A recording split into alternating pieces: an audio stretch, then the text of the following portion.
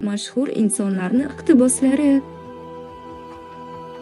Qiyinchiliklar imkoniyatlarni yashiradi. Albert Einstein.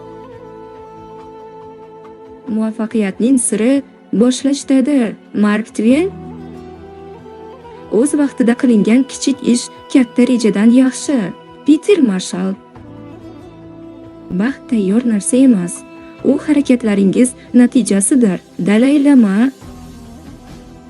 Imkoni yo'q degan so'zning o'zi ham men imkonim bor deb o'qiladi. Audrey Hepburn.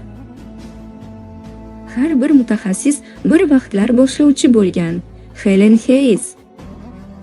Katta orzu qiling. Norman Von. Yiqilish emas, turib ketish muhim. Konfutsiy. Vaqtingiz cheklangan, uni boshqalar hayoti bilan yashab o'tkazmang. Steve Jobs.